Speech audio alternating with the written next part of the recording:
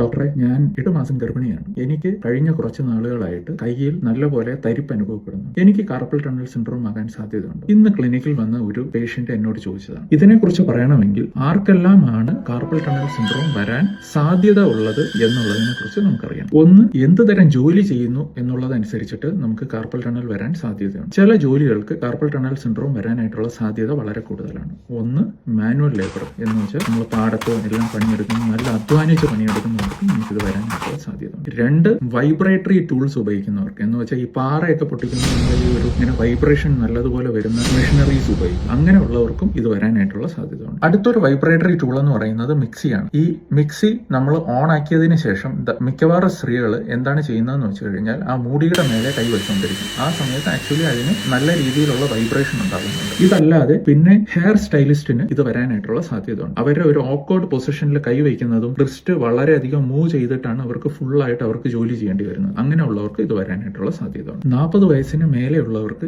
ഇത് വരാനായിട്ടുള്ള സാധ്യത കൂടുതലാണ്. സ്ത്രീകൾക്ക് പുരുഷന്മാരെക്കാളും 2 മുതൽ 10 മടങ്ങ് വരെ അധികം സാധ്യതയുണ്ട് കാർപ്പൽ ടണൽ സിൻഡ്രോം വരാൻ. വണ്ണം കൂടുതലുള്ളവർക്ക് സാധാരണ ഉള്ളവരെ കാട്ടിലും വളരെയധികം സാധ്യത കൂടുതലാണ് കാർപ്പൽ ടണൽ സിൻഡ്രോം വരാൻ. ഇതിന് കാരണം എന്താണെന്ന് വെച്ചാൽ ഈ ഫാറ്റ് ഡെപ്പോസിഷൻ വേണമെങ്കിൽ കാർപ്പൽ ടണലിന്റെ ഉള്ളിലും വരാം. അതുകൊണ്ടാണ് ഇങ്ങനെ. അടുത്തത്, നമ്മൾ സിസ്റ്റമിക് ആയിട്ട് നമ്മുടെ ശരീരത്തിൽ കുറച്ച് നീര് കൂടുതലായിട്ട് വരുന്ന കണ്ടീഷൻസ്. ഒന്ന്, ഡയബറ്റിസ്. 2, ഹൈപ്പോതൈറോയിഡ്. ഇതല്ലാതെ ശരീരത്തിൽ നീര് കൂടുന്ന ഒരു കണ്ടീഷൻ കൂടെയുണ്ട്. ഇതൊരു അസുഖമല്ല, പക്ഷേ പ്രഗ്നൻസി ഇത് വളരെയധികം ശ്രദ്ധിക്കേണ്ട ഒരു കാര്യമാണ്. ഒരു 3rd ട്രൈമസ്റ്റർ എന്ന് വെച്ചാൽ 7 മുതൽ 9 മാസം വരെയുള്ള പ്രഗ്നൻസി കാലയളവിൽ ശരീരത്തിൽ കുറച്ച് നീര് കൂടുതലായിരിക്കും. അങ്ങനെയുള്ള സ്ത്രീകളിൽ 60% ആൾക്കാർക്ക് ശരിക്കും കയ്യിൽ പെരുപ്പ് പോലെ അനുഭവപ്പെടുന്നത് കാർപ്പൽ ടണലിന്റെ ഒരു ലക്ഷണമാണ്. എന്നാൽ ഇതിനെക്കുറിച്ച് കൂടുതലായിട്ട് പേടിക്കേണ്ട കാര്യമില്ല. പ്രഗ്നൻസി ടൈമിൽ ആ സമയത്ത് കൈക്ക് കുറച്ച് റെസ്റ്റ് കൊടുക്കുക, ഇതിന് കുറച്ച് എക്സർസൈസ് എല്ലാം ഉണ്ട്. ഇതെല്ലാം ചെയ്യുകയാണെങ്കിൽ ആക്ച്വലി പ്രഗ്നൻസി കഴിയുന്ന സമയത്ത് ശരീരത്തിന്റെ നീര് കുറയുകയും ആ സമയത്ത് കയ്യിൽ നിന്ന് സിംറ്റംസ് ഇല്ലാതാകുകയും ചെയ്യും. ഇതിനെക്കുറിച്ച് കൂടുതലായി എന്തെങ്കിലും സംശയം ഉണ്ടെങ്കിൽ നിങ്ങൾ കമന്റ് ബോക്സിൽ മെസ്സേജ് ആയിട്ട് ചോദിച്ചാൽ ഞാൻ റിപ്ലൈ തരുന്നതായിരിക്കും.